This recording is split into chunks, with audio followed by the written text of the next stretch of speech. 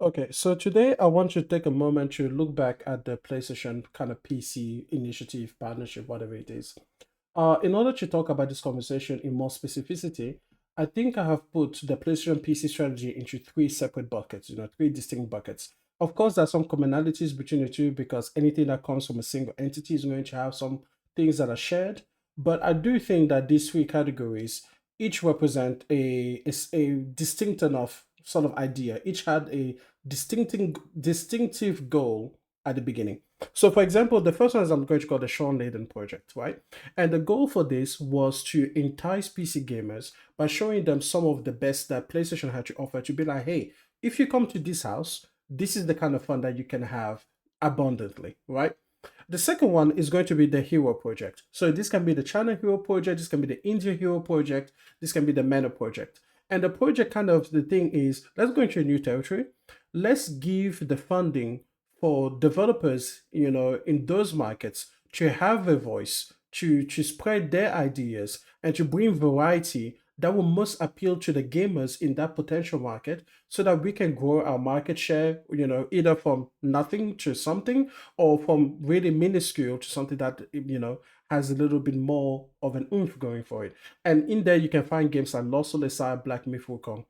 And then finally, the live service strategy, which is basically, hey, let's go ahead and bring some multiplayer back into PlayStation Studios and make them live service. But because we recognize that these live service games truly depend on a populous player base, let's go ahead and put them on PC day and date so that it can have the maximum chance of success. Take a look at Helldivers 2 for the shiniest example of that. Now, what I want to do is talk through each of these strategies and tell you how I feel about them pretty much, many years after each of them has been initiated. So we're gonna have a quick little like scoring system, entirely subjective, of course. I'm interested in your ideas. Let me know what you think about them in the comment section. I will read, I will reply back to some of your ideas, but let's not waste any more time. And let's begin by first thanking J Barry and Persona for the interview with Shawn Layden that they did, I think, about 3 years ago at this point. Yeah, so this was 3 years ago. It happened, for context, on October 3rd, 2021. And they interviewed Shawn Layden, the guy that was actually, pretty much the top honcho of PlayStation. That was such a massive, massive win. But let's listen to him specifically answering about the PlayStation PC strategy at the time.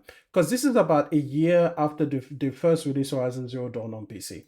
Let's take a look. Change it for the better. I'm really excited to see that Can't wait. We unfold. know it's going to be good. This is Of this is course, of Sean course, effing Layden. of course, of course. Bari, go ahead. Yes, sir. So, Sean, just want to get your perspective as far as PlayStation when it comes to their PC strategy. And I want to also ask you, is that something that you are originally part of? If not, do you think this strategy can tarnish the PlayStation brand or just help it grow? Let's get your pick your brain on that. Pretty much strategy when it comes to PC. Um, Shortly before I I decided to move on to my next thing, um, the idea of bringing the Sony PlayStation content to the PC platform was something I'd been thinking about. A number of people have been thinking about it. Um, it goes back to the thing we were just talking about, which is how do we get more people into our PlayStation world if we only talk to people who are already in the PlayStation world, right? If all I'm talking to are people who own a PlayStation to get them to be more PlayStation-y, I don't know what that means, but That's crazy. that whew, I may be able to get more spend out of them, maybe get them more buy more games, do more downloadable content, get up some more services, but still I'm talking to the same group. They're fans, we brought them in over time, but it's the same group. So it's the idea of going to PC, and I don't think you'll ever see PlayStation do a day and date with PC, but never say never. But the strategy, as we were developing it when I was there, was that we need to go out to where these new customers are, these new fans could be. We need to go to where they are because they've decided not to come to my house. So I got to go to their house now. And what's the best way to go to their house? Why don't I take one of our top selling games, which has already blown out the marketplace? It's already been out there for 18 months or 24 months. There's no real retail activity against that title. I'm not, trading off one sale for another, and bring that to the personal computer platform. and let them have an idea. This is, you guys choose not to come to PlayStation, but just let me show you what you're missing. And hopefully with that, people who are not currently inside the universe of PlayStation get a chance to experience what we're experiencing. So I think that is critically important to understand the primary motivator behind this strategy. It wasn't just let's go make more money. It wasn't let's go sell these games on PC so that we can afford to create more games for PlayStation or whatever. It wasn't oh we need more money.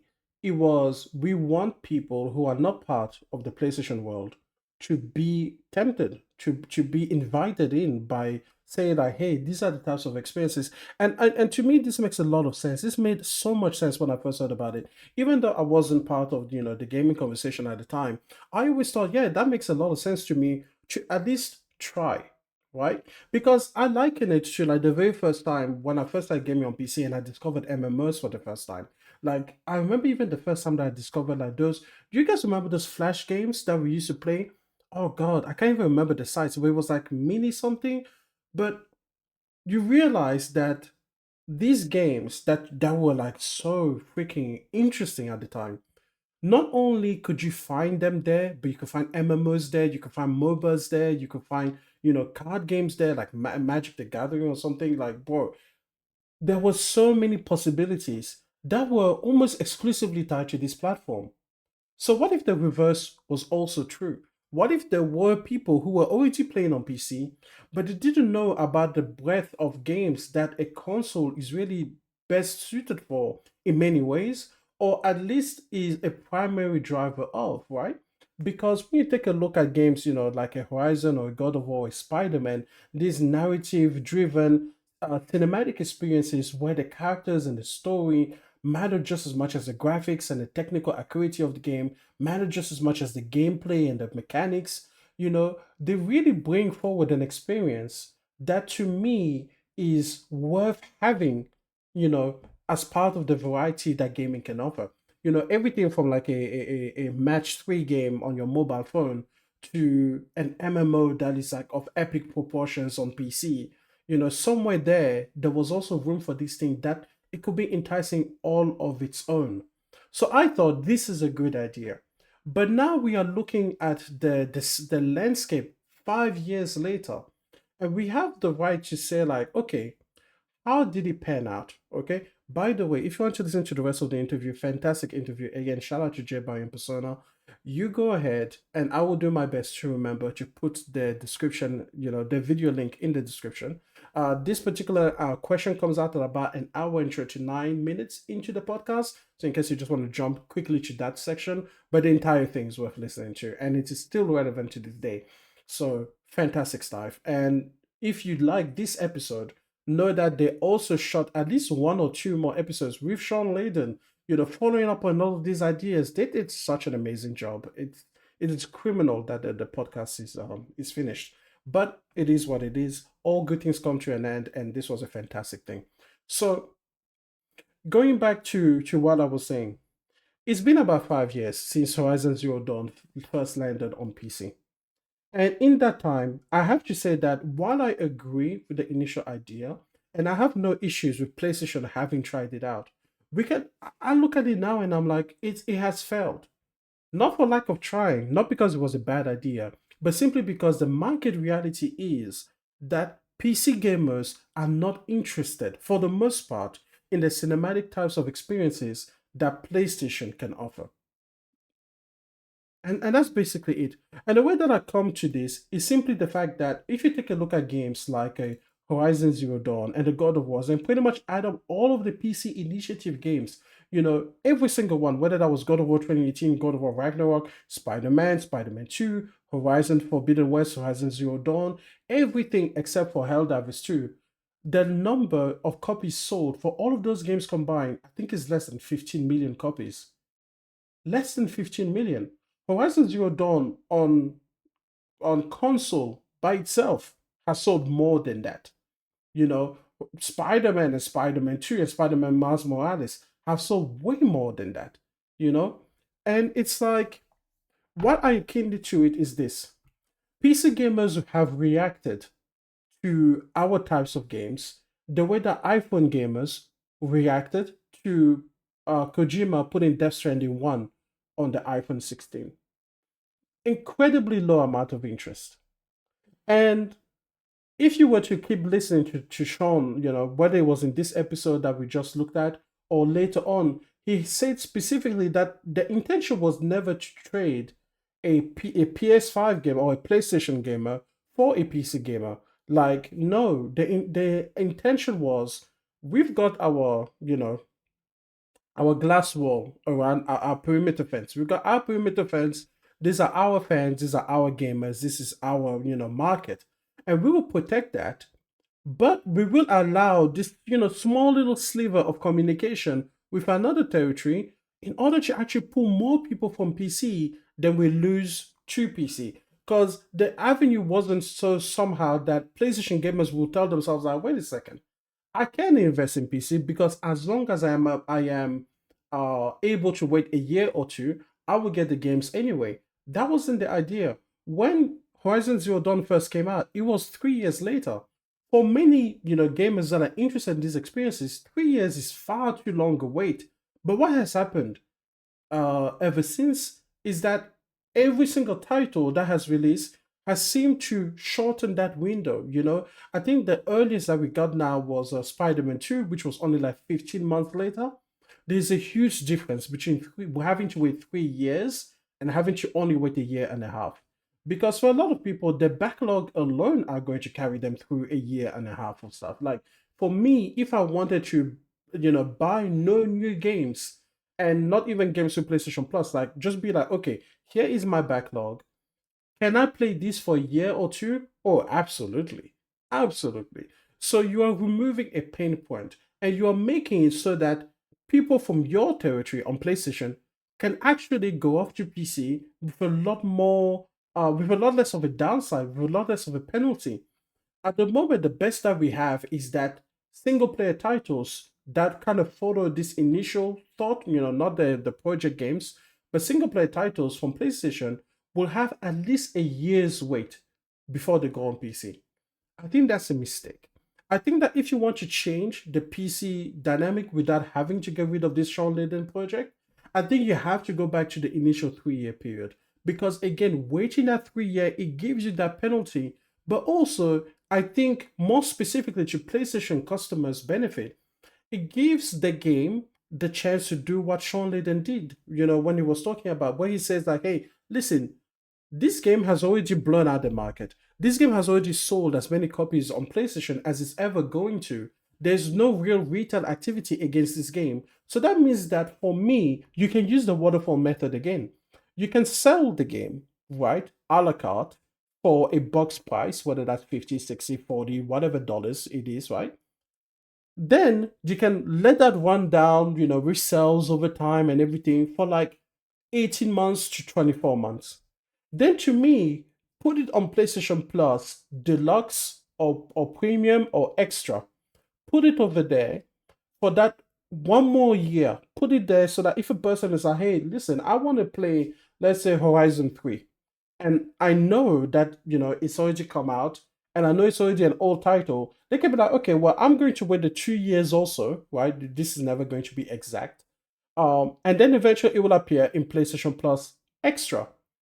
Then for about a year, it will live there. And then after 3-4 years, it will go on to another platform like PC or what have you. I think that gives the PlayStation customer the sort of knowledge that, wait a second, if I go to the PlayStation platform, I will still get more benefit because now I can play this one game that I could buy on PC, but it is in the service if I choose to, or it is on sale, it is at a cheaper price just naturally on the PlayStation platform, or if you still do physical copies, you can buy it easy off of Facebook Marketplace, whatever you have, right? You know, but I don't know. I just think it maintains the value a little bit more. So I think like if you had a 3 or 4 or even 5 year delay, then the strategy is sort of reset to only do what it was supposed to do, which is entice a PC customer, but give them just enough of a taste to be like, damn, I really want to follow up on this. And I know where I have to go. I have to go to PlayStation. For the PlayStation customer, it's like, wow, The PC gamer will get your game and they will be able to run it at a higher performance level if they have the hardware for it. But you have the advantage of having it already on the service if you choose to partake in it that way. Something that can be advantageous even to a person like me who prefers to buy a game physically, because now if I can download it from PlayStation Plus, then at least I don't have to go and change the CD out every single time. So it has just like this little air where I think it gives that PlayStation gamer this sort of notion of like, oh, you are first. You know, you are where this game will come out first. You are where this game will be discounted first. You are where this game will be available on a service first. Then we can go out and then we can forage for other gamers on other platforms. But unfortunately, PlayStation has not done that. They have instead made the PC, alternative seem more and more appealing because let's face it, just if we just talk about the return policy, Steam has a better return policy than PlayStation. If a PlayStation gamer isn't certain about an Astrobot or whatever, they will be better off buying it on Steam eventually if it is released there, right? Because then at least they could play for about an hour and a half and see if they're interested in that game. PlayStation doesn't give them that chance. So I just think that there is a way to walk this tightrope. But the balance so far has not worked out. Another idea that many people, I'm not saying that Shawn Layden thought about this, but many people at the time when they were talking about this PlayStation PC initiative under the Shawn Layden stewardship, they talked about how this would allow for more investment into future PlayStation games. I think this is something that Shuhei Yoshida, for example, is being quoted to have said many times. And listen, I'm going to say that ultimately that part has proven out to be just like completely false. Completely false. Listen, what game has come out in the 5 years since this thing was created that would not have come out without the PC initiative? Nothing. PlayStation itself has been the most successful generation, even if you don't include this whole PC idea.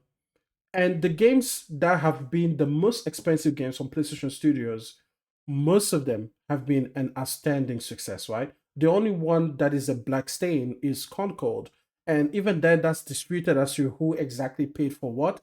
But that game had no business being a game that cost more than $50 million to make. So I don't know who dropped the ball and how many times that ball was dropped. I don't know how much Sony, the rumored $400 million cost. I don't know how much of that they lost or everything. But even including Concord, PlayStation has made more than enough money to be financially, fiscally responsible and profitable all on its own. So PC didn't really help in the finances. PC didn't really bring new developers into PlayStation. They didn't really build more development teams from their own studios. The PC alternative, it just seems to have been a distraction. It seems to have tarnished the brand, like Jay Barry was suggesting the first time, without actually bringing the tangible benefits that were supposed to come. Then, of course, it is a measure of how successful have they been, at bringing PC gamers into PlayStation. Some of the miscellaneous data that we have is that 40% of new accounts on the PlayStation 5 are brand new to the PlayStation ecosystem. So of course there could be a small measure or even a large measure. There could be a measure of PC gamers that did indeed come through and join the PlayStation world, as Shawn Layden was saying. But I believe that if that number was significant, Sony would have bragged about it. PlayStation is a bit of a diva, mate. PlayStation never really shies from like giving itself accolades and patting itself on the back. So I don't believe that it is in PlayStation's leadership's, I don't know, behavior, modus operandi to just be like, oh, look, we have 27 million new customers from PC. What a resounding success this strategy has been. Let's not say anything about it, not even in our shareholder presentations. That is just not the way that they operate. I believe that this amount is only a minuscule amount of people that have done this particular adoption of the PlayStation ecosystem as part of the gaming library.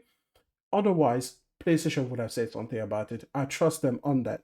So what I'm going to do now is I'm going to rank this. I'm going to say that the success of this Shawn Layden strategy has been, to me, subjectively to me, it's been a 2 out of 10. I don't believe that it has really brought any tangible benefits to the platform. A lot of the people have also said, like, developers have spoken at times saying that, oh, I think even Naughty Dog said it. They said that, oh, we have learned many lessons from having ported these games to PC. It has made us better developers. We have learned more tools and workflows. But seeing that Naughty Dog has not released a brand new game on the PlayStation 5 platform, I can't tell you if I see these miraculous new developments that are, showing up in a tangible way in my games. But the ones that have released games on PC and then subsequently released games on PlayStation after that, I'm not seeing it. I'm not seeing it. If anything, the SSD in the PlayStation 5 has had a more tangible, outcome than these supposed better enhancements of development methods that were supposed to have come through the conversion of some titles to PC. I don't see it. So, I was gonna give it a 1 out of 10, but I feel like there's information that I don't know about. So I'm gonna give it a 2. Then what about the damage that it has caused? How destructive has this strategy been? And I'm thinking it's a 6 out of 10. It's definitely above average. I feel that it has tarnished the brand of PlayStation. It has made its exclusive, it has rendered all of its exclusives, for example, into timed exclusives. It doesn't matter how you see it. There is no more PlayStation game that is legitimately exclusive to the PlayStation platform. There are no more. There are some that are timed exclusives. There are some that are technically exclusive now, but we know that they will get to PC eventually, like Astrobot. We don't know when. They could keep that one for 5 years, for 10 years, but eventually there's nothing sacred about Astrobot that can be put on PC as well, right? So it's like all of these are timed exclusives. And this is something that the PC initiative in Shawn Layden, that's what it did. So that the very first moment it came up, it rendered every single PlayStation game into a timed exclusive. And then you have to ask yourself, okay, well, a game like Helldivers 2, even though that goes into the live service strategy, but take a game like that, right? How much of that development behind the scenes is going into, wait a second, I'm gonna need to port this to PC someday. What about a game like Intergalactic? What if they're like, hey, listen, we can have a loading speed or a travel speed of, let's say, in-game 3,000 kilometers per hour in space. But that will only work if you have an SSD that is as good or better than the PS5 SSD. Or we can cap it to 1,000 kilometers per hour, which will still be fantastic, but that will work on more available PC configurations because down the line, we know that we are going to configure this game for PC. Those questions are unanswered, of course. We're not always going to get any answer from any developers or any publishers about this, but it is a nagging feeling at the back where you're thinking to yourself, could you have done more if you knew that this game was forever destined to only be on this platform so you never had to consider anything about what anybody else is doing? Or is that at the back of your mind? Is that kind of like, 2 or 3 years down the line, or maybe, 12 or 18 months, or shit, maybe day and date, I don't know. I'm going to need to make a port to this PC platform, and over there, only 5% of people have an SSD as fast or better than the one in the PS5. So I have to lower my expectations on what I can do in order to make sure that more of those people will eventually be able to be addressed. So I think that's the damage, right? So 6 out of 10. The second is the hero projects. So we're going to make this part really quickly. The hero projects, like I said earlier, were all about, let's go into territories that are typically not seeing a lot of console performance. We don't have much of a market share in, but let's empower, instead of just releasing our hardware there and the games that we already have, let's empower a lot of these creators now from these regions to tell their unique stories. Black Myth Wukong is the most, kind of like successful one of those, the most widely publicized. But I also think about Raji, or is it Raji, an epic story, but whatever. That one is from India. And that was such an amazing little game. And I don't think that is so gangbusters or anything like that. But it came from this particular initiative, I believe, the India Hero Project. And it was just such a fantastic, take on the culture. And it was so fun to just see a different side of things. Was it mechanically different? Not really. It was somewhere between like a hack and slash and, you know, sort of an arena-based combat and everything like that. But the stories were interesting, the setting was interesting, the mythology was interesting. Instead of just hearing about Greek mythology again for the 100,000th time in media, we get to hear about, what would it be? Hindi? Oh, I'm so sorry. I always get that confused, But we do get to hear about that, the mythology in that part of the world. And I just think that okay, maybe Raji didn't, set the world on fire, but then maybe something else from that region is going to set the world on fire. But if you take a look at Black Myth Wukong, I mean Black Myth Wukong did fantastic. Now, with this, the notion of putting them on PC, day and date, including that, as including for single player games, that doesn't bother me at all. I just think that it makes the most sense that if you have developers from, let's say, China, as an example, and they are most used to playing games on PCs, right? 99% of the friends that are gamers play games on PCs. It will make sense that they themselves, if they want to create a game of their own, despite being funded by PlayStation, they will want to put that game where the best friends can play, where the uncles can play it. So to me, it always kind of makes sense that it will be released there and date on PC because the idea there isn't so much for the game to be I guess a seller or a converter from a PC gamer into a PlayStation gamer. The idea there is like, hey, take a look at this PlayStation thing. It's the Halo, kind of product in order to make people interested in a console in the first place, and then they can stumble across Street Fighter and everything like that, and they'll be like, oh, it's actually good on console too, not just on PC. It is what it is. I think that these project things have been fantastic, and I think that they answer a lot of what Shawn Layden was talking about. How do I get people that are not already PlayStation fans to become fans of the PlayStation? How do I get them to come to our world? I think it's so much more appealing than the first initiative. I think it's so good to be able to say like, hey, listen, these developers, these voices may not have been heard because there's no one there that is funding these projects. Let's go in and do that, and then let's build the loyalty that way. I just think that's fantastic because if you take a look at so many of these places, whether you take a look at China, India, or Africa, I think there are 2 billion people in Africa. There are 1 billion people plus in China, 1 billion people plus in India, right?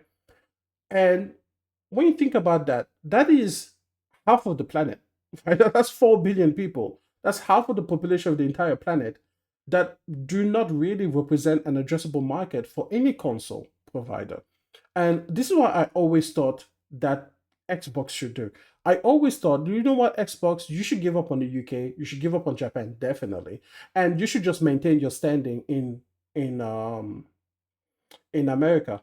But go to Nigeria, go to India, go to China, be the first to set your ground over there. Plant your flag there first.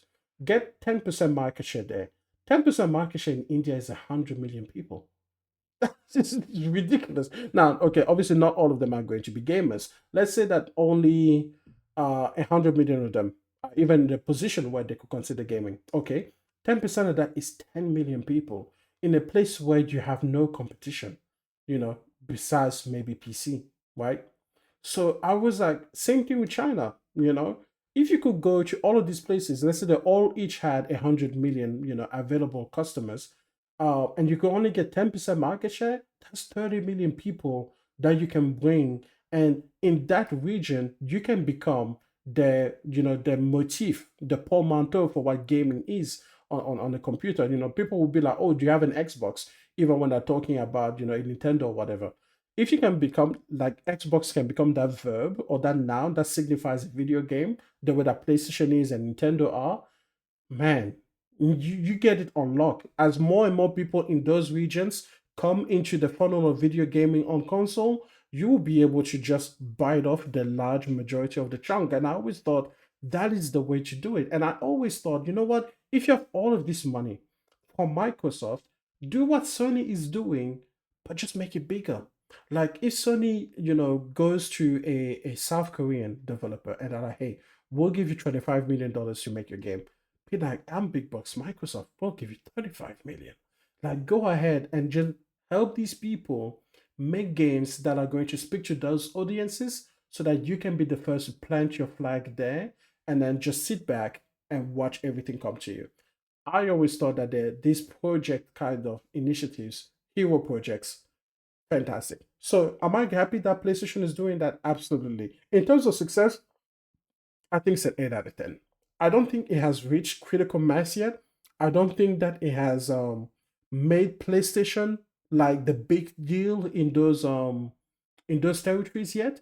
But I think 10 years down the line, they'll be very, very glad that they started it. I think 10 years down the line, they will have established themselves and they will be selling to potentially hundreds of millions of people, especially because in those regions, considering the prices of everything, you may not actually be able to take your latest console. Maybe instead of taking the PlayStation 6, in 10 years to India or Cameroon or Chad or whatever or Nigeria, maybe instead of taking PlayStation 6, maybe take a PlayStation 4 there, because it will still be something, right? But maybe by then you have made it so cheap that you can sell it for the equivalent of like $100 rather than selling, for the overprice and everything like that. But the point is, there's so many things that you can do once you gain a foothold.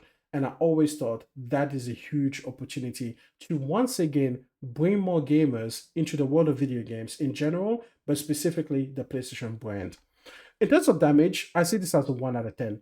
A lot of these people that were going to be in these territories, they didn't even have access to the consoles. Like, for example, if I take a look at my home nation of Cameroon, the PlayStation 5 is worth about 2 or 3 times the retail price than it is in, Western nations and everything like that. And, obviously, the people over there typically have a much lower salary. So it's just completely out of the realm of possibility for them to be able to buy, these games on the PlayStation. To be able to afford the PlayStation will take years and years and years of saving up meticulously in order to just buy that one console. So I just don't think that it ever was a market that was going to pay for the game on the PlayStation. The idea is more like you make PlayStation a part of their mentality so that when they finally can, they will go to you. But in terms of damage, that's why I'm saying that the damage is only 1 out of 10. I think there are very few gamers in those territories that could ever afford the PlayStation in the first place, considering the elevated costs that they will have to face, considering the local earning potential that they will be dealing with. So if they could just buy the game outright on a platform that they already had, access to at least. For example, a lot of Chinese gamers, they do not buy PCs, they just rent internet cafe space. So if you put the game on Steam and you're like, hey, PlayStation Studio, oh, I think that's fantastic. They were never going to buy your PlayStation anyway. But now they're thinking to themselves, wait a second, PlayStation does represent a certain amount of quality. If their personal circumstances improve, if your ability to sell in those markets improve, if you're able to bring products at near price parity than you do to Europe or even below that, like if you match the pricing that you have during the sales, yes, maybe one day they will become PlayStation customers. The final one is the live service strategy. Now, I have a lot of contention with this strategy because I'd never thought that the live service strategy was the way that they should go. I always thought PlayStation should have multiplayer games, but not necessarily live service games. Live service games kind of force you to adopt the PC strategy. They really do because you have to have the largest possible user base. Because I think it was even Shawn Layden that said it. 95% of people that play free to play games, which is what a lot of these most successful live service games are, they are free to play. 95% of them don't spend a single dime. So you are only working of making the game profitable off of 5% of the install base. That means that if you have 100 million players on your live service games, only 5 million of them can you ever make money off of. And they have to, not only keep the game running, but pay an abundant amount so that updates can be made, so that more content can be developed, so that all of these developers can be paid, so on and so forth. Live services, to me, they are as unsustainable as pyramid schemes or multi-level marketing, multi-level marketing, I guess, establishments. Like if you think about multi-level marketing, right? A lot of them will sell you these dubious products like supplements, you know, and that's great, right? I'm not even going to say that the products themselves are a scam, even though they're far more expensive typically than a normal retail product. But let's not worry about that. Let's just look at it this way. If you have, for example, beauty and supplements, and let's say you have Herbalife, and then you have Mary Kay. Mary Kay is your cosmetic beauty one. Herbalife is your supplements one. Okay, fantastic, great. But now let's say that there's 16, 20, 25 more of these multi-level marketing types of products that are coming through the market. Every person can only be subscribed because that's what these are. These are subscriptions for products. Every person can only be subscribed to like maybe 2 or 3 of these, and then they have to call it quits. People are not, as a general, kind of like, media level thing. People are not wealthy enough to sustain 15 different MLM products as part of their lives. They really are not. People do not have that kind of cash expenditure available to them in a reasonable way. I feel like live service are the same, but for time. Since a lot of these things do not actually cost you money, they are free to play. It's your time now that is being monetized. It's your time now that is being constrained. And people simply do not have the time to play 17 different live service games all at once, man. So I think that the live service game strategy, it was one of those things that if you didn't jump on right away, to me, you had already missed the boat. So I didn't want PlayStation to follow the live service path because one, it forces you to PC because you want the largest user base because again, only 5% of them are only going to give you the money in microtransactions, which is the lifeblood of these particular games. And two, these are not sustainable because eventually, once you have the Fortnite, once you have, the Call of Duty, you have Apex Legends, you have all of these things, there's not really much room for anybody else to come and establish themselves. And even if there's like room for maybe 3 more, right? And then it just goes away. So I think it was already misled. What I would have wanted Sony to do instead was focus on multiplayer games and emphasize co-op experiences. I think that when you take a look at something like Returnal, which can be played co-op through the single player campaign, but for some reason cannot be played co-op through the arcade mode, where you can just go infinite and you can just go endless arena after arena. It's so much fun to play by yourself, and I'm like, why can't I play this with 2 of my other friends? Why can't you make bigger arenas and bigger maps where we can all be cooperating to get the highest score possible that we can? It would be such a wonderful thing. I think it will have such a thriving community for people that love to play Returnal. But that kind of a game is a multiplayer game because, in essence, you're not really looking to create 100,000 different skins for this game. Now, could you monetize it? Absolutely. But even then, I think that it will just have less demand on you, right? I think it would be fantastic. If you take a look at Helldivers 2, for example, Helldivers 2 is a co-op game. And I think that's what makes it so successful. I think too many of these live service games have also made the mistakes of being PvP. PvP is completely played out, man. People have the PvP experiences. And one more thing that I have said numerously is that PvE, like Helldivers 2 is, like my idea for Returnal would be, is such an underserved category because it's not every single day that you want to go up against sweaties in Call of Duty lobbies. Sometimes you just want to goof around with your friends. Take a look at successful PvE games that are online co-op, like Deep Rock Galactic, for example, is another one that people really enjoy. I just think that Sony had the opportunity with so many of the already single player titles to do the same. Take a look at God of War Ragnarok Valhalla DLC. Imagine if you could play that with a friend. Take a look at The Last of Us Part 2 No Return mode. Imagine if you could play that with a friend. Take a look at Helldivers 2. Take a look at Returnal. Even Horizon Forbidden West, when they talked about the Horizon live service game, I was like, wait a second, I love playing Horizon, but now imagine I can play Horizon co-op with my friends and battle these machines, and I'm just like, I mean, it just to me it just makes so much more sense. But again, even though you can have some monetization elements, I wouldn't necessarily say that these are have to be live service games. Anyways, these are my thoughts. Let's talk about what I would rate this. I think the live service strategy has been by far an abysmal failure, except for Helldivers 2. I will rate it a 2 out of 10. We have had so many cancellations of so many of these studios that typically don't make multiplayer games or haven't made multiplayer games in a long time that have been tremendously successful, that were chasing this live service carrot and all they got was the stick. I think the damage to me has been a 5 out of 10. I think it hasn't created as much damage as taking games to PC, single player games to PC, that is. But I do think it has done damage in that a lot of these studios now that wasted a lot of time creating live service games and didn't even ship anything to market, or in the case of Concord, creating a live service game and then I think they removed it in 3 days. I think that was that was the thing. Like there were only like 3 days to play Concord before they pulled it from the market. I think actually maybe it's done more damage than just a 6 out of 10. Maybe it's like a 9 out of 10. I think the live service strategy has done a huge amount of damage.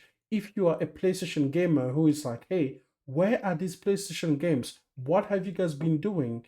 Oh, you've been chasing a golden goose that had already been poached by everybody else, right? Because instead of creating smart, sensible, little wins here and there that could accumulate to being a big successful strategy, they wanted to shoot for the moon with no wiggle room as to whether if they don't land on this tiny, tiny little pin in the sky, they're just lost in a vacuum of space. That's basically what happened. So I would have wanted Sony to take a much more iterative strategy with multiplayer. Start small and begin to build a portfolio so that you understand how the market is moving. You can start to anticipate holes and gaps in what other people are providing so that you can better answer a unique product that will eventually get you to the stars. But no, they wanted to just have that moonshot. And in many ways, this is the generation to try that. This is the generation to try that. When your core single player base was already so good, when the money was already so profitable and everything like that, when everything else was going well, this will be the time to be bold and daring. And again, I don't begrudge it, right? Like PlayStation has tried many things that ultimately didn't work. The PlayStation Vita, I'm very glad that they tried it. It didn't work, but it was worth trying. So I don't mind them having done it, but this is the time to look at it and say, how has it worked? Did it work out? Let's take a look back. And I think the live service strategy from Sony, I'm going to put the success 3 out of 10. Success 3 out of 10, damage 7 out of 10. I think that makes sense. I think those are going to be my final numbers. So here they are. For the Shawn Layden strategy, that is the one again where he wanted to entice PC gamers to come to us. I would say the success has been a 2 out of 10. I just don't think it's been successful at all. I think the damage has been a 6 out of 10. For the Hero Project, the success 8 out of 10. I think that when you take a look at Black Myth Wukong, we take a look at what Lost Soul Decide is potentially going to do. When you take a look at even games like Stellar Blade, which were, I think that was actually part of a Hero Project game.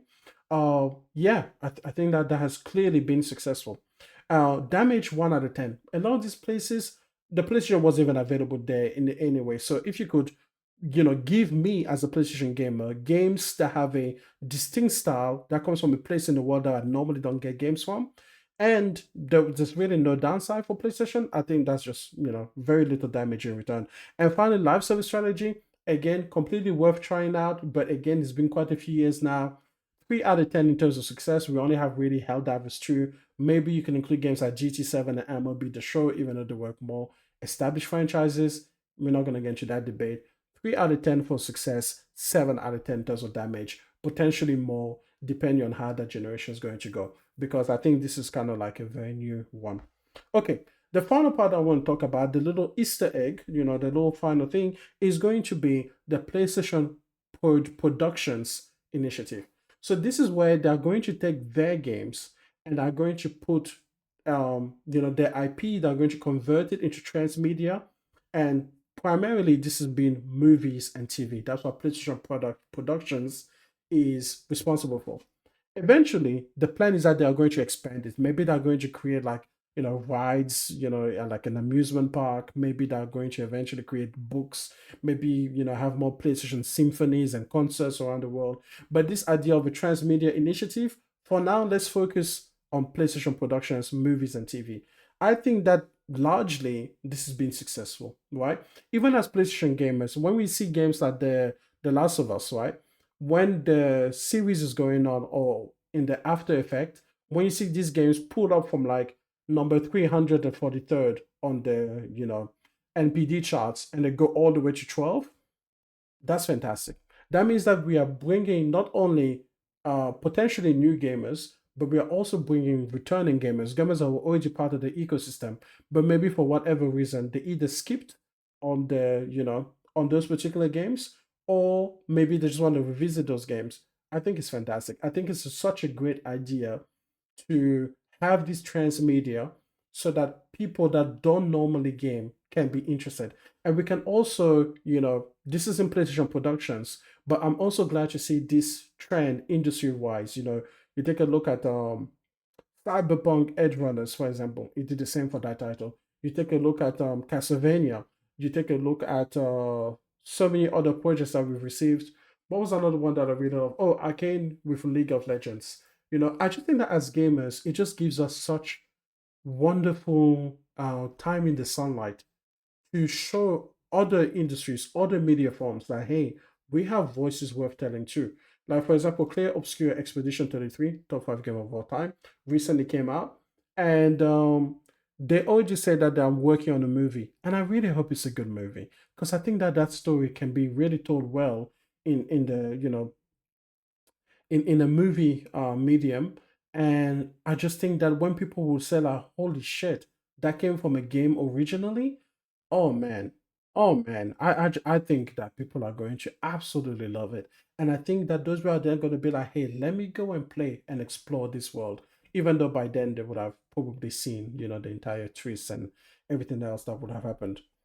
In any case, that's my video. That's what I wanted to talk about. I wanted to talk about the PlayStation PC initiative. I will say that overall, it has been an abject failure. The Hero project aside, the live service strategy and the Shawn Layden initiative, while good in theory, and while I do not begrudge PlayStation for having tried it, I think we have the data now to say, like, you know what? It would make sense to either change how these things are done on a fundamental level with the Shawn Layden idea, like push these games to have 3, 4, 5 year delay before they go on PC, or cut it out completely. And then with the live service game, stop going for the GTA Online, stop going for the Fortnite. Build up your repertoire of multiplayer games, get some wins under your belt so that you can understand what games these are. And this brings me to a final title that I want to take a look at. Recently, PlayStation had a PlayStation Plus game called FBC Firebreak.